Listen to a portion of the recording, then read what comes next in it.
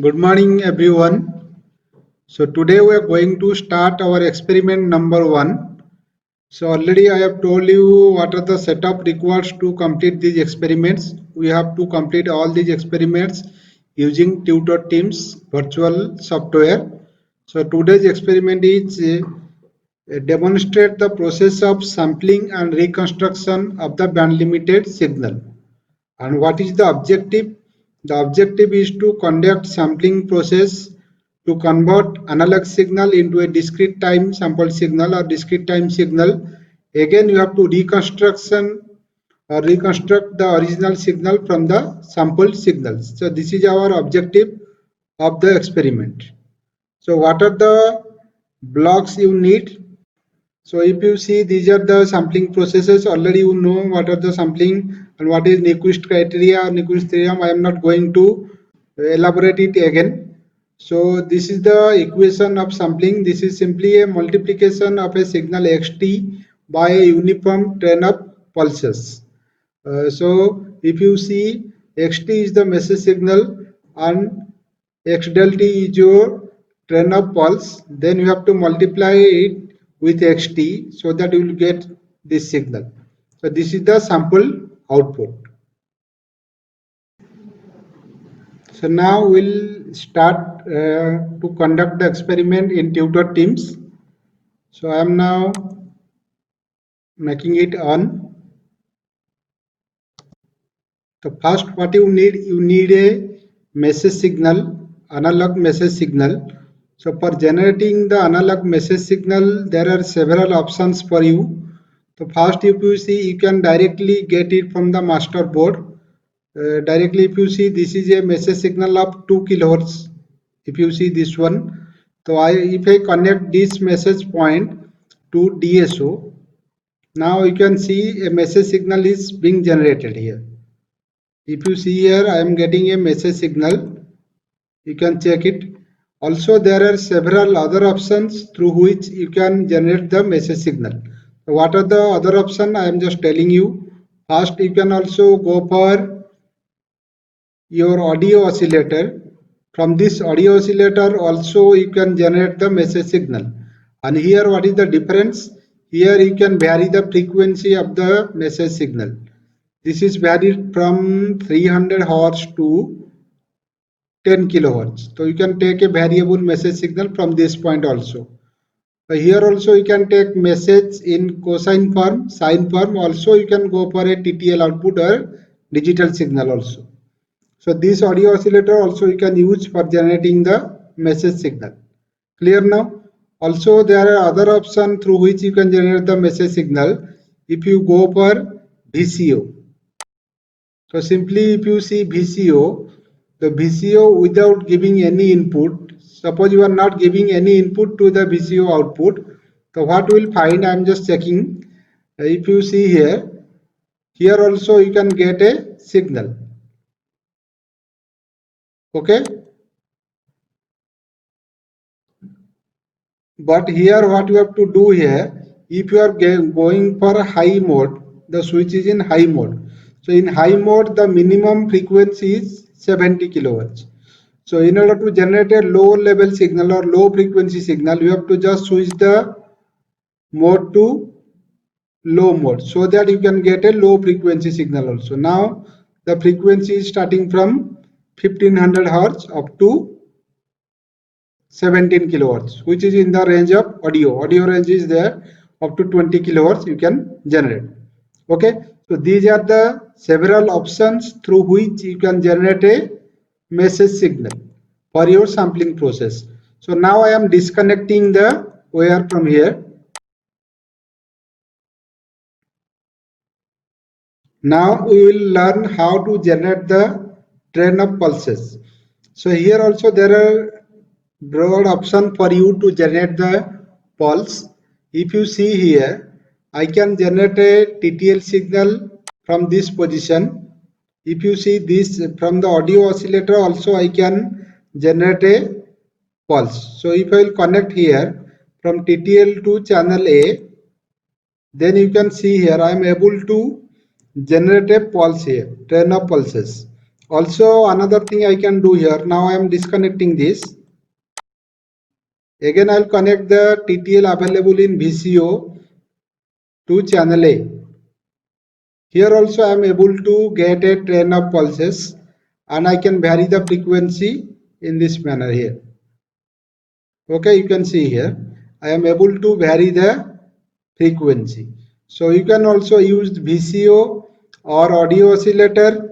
Also you can use the master signal generator, means this board. From here also from 8.3 kilohertz sample you can generate the pulse directly, but it is fixed. You cannot change the frequency. So these are the different ways you can generate the message signal and train up pulses. Clear now? Now we will take the multiplier to multiply the message signal with the train up pulses. So how you will take the multiplier? Simply click here. When you click it, a yellow interface will come. You just have to add a multiplier from these below sections. Now I am selecting multiplier. So whenever you are selecting, the multiplier will appear here. And in multiplier, if you see two sections are there, X and Y, and you have to give X and Y so that it will give you a output, that is KXY, where K is the gain of the multiplier. So what is X? So in place of X, we have to give a message signal. So if you see here, I am again connecting the audio oscillator to channel A to verify whether I am getting the signal or not. So what I will do here, now I will connect this output to channel A. Now if you see, it is connected and I am getting a 2 kilohertz output here. So this will be acting as my message signal for sampling. So again what I will do, I will use a TTL, and TTL signal I can use here. This will be acting as your train of pulses. So I will be using TTL from here to channel B. Now I have connected. So you can also use any other sources that are available that will give you a TTL signal, like a audio oscillator you can use VCO, or you can directly use the inbuilt or master signal generator from where you can take a 8.3 kilowatt sample clock. So any train of pulse you can take, but here the advantage is that we can vary the frequency of the pulse. Okay, so this is the train of pulses I am getting now. Now you see here I am getting my message and pulse. Okay, so now I am disconnecting this from the function generator.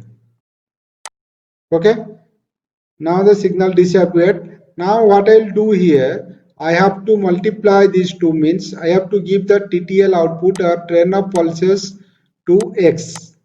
I'm giving to X. Also you can interchange, you can give to Y also. If you are giving to Y, again corresponding message signal will be given to X. So you can interchange. So now again I am giving the message signal to Y. So now what I will get here, I will be getting the output in KXY section. Okay. So what I will get, again I am telling, I will be getting the output in KXY. So now I am connecting this signal to channel A. Now the KXY is connected to channel A. If you see here, you can again see it. So now I am getting a sampled output. You can see here I am getting a sampled signal here.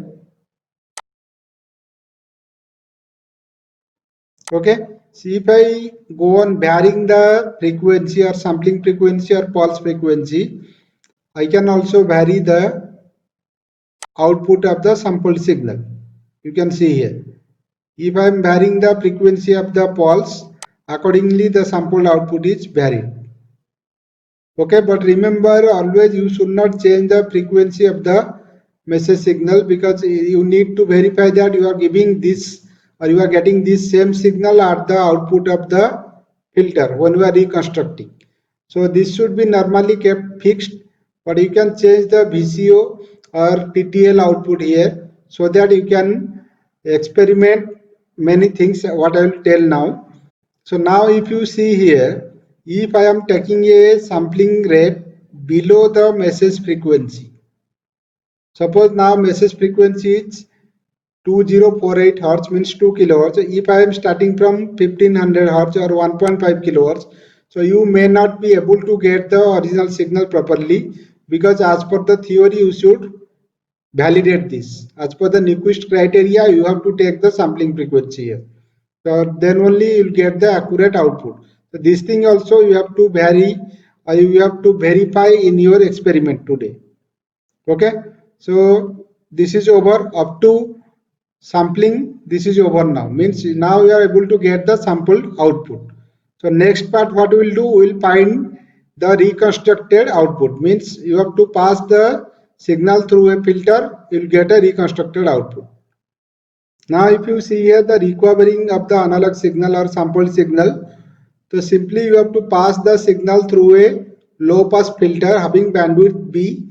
So B bandwidth is actually, this is the bandwidth of the message signal. So if you are using an ideal low pass filter, the bandwidth should be B, means this will be the bandwidth of the message signal. So simply you have to filter this sampled output so that you will get your X of F or X of T signal. Now we'll see how you can reconstruct the sampled signal using a low pass filter, or you can tell reconstruction filter. So what I have to do now, first I need a reconstruction filter or low pass filter. So I have to click here, then I have to select tuned low pass filter. If you see here, I am selecting tuned low pass filter. And in this filter, what is the property we have to see here? First we have to see that the tuning range is from 200 to 12 kilohertz. This is the low pass filter range or cutoff frequency range you can vary, and also you can vary the gain of the filter. The output will vary if you change the gain, means the output amplitude will vary if you change the gain. So this is the input, and here we will get the output of the filter.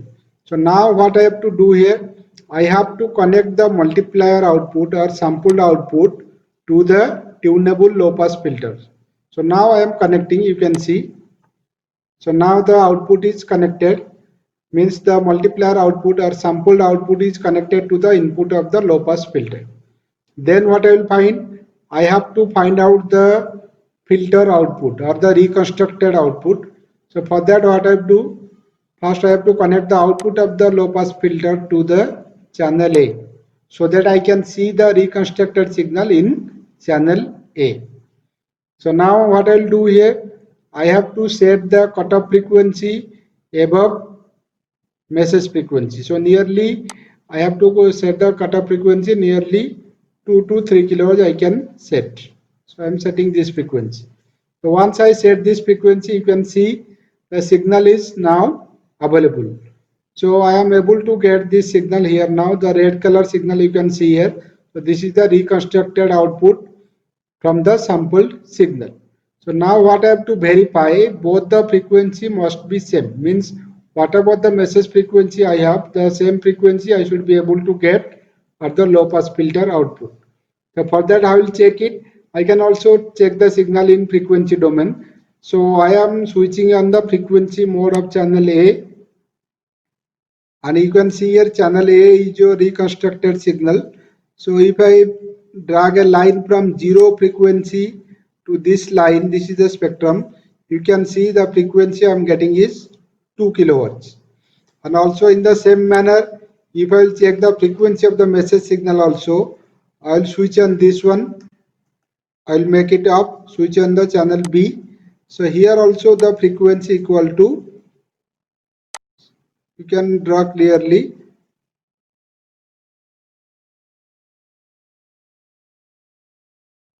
okay, nearly 2 kilohertz I am getting here. So whatever the message frequency I get, same frequency you are getting at the output of the tunable low pass filter. So that you have to verify also. Then what are the parameters you have to check here?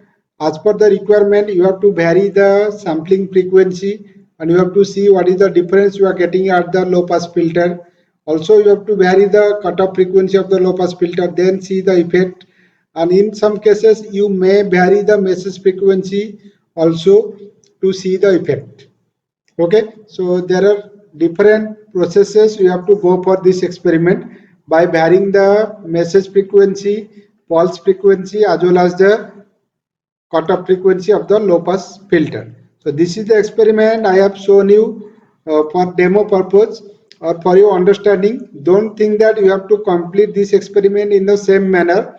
You may be asked to perform this experiment in a different manner as per the requirement, as per the objective. Thank you.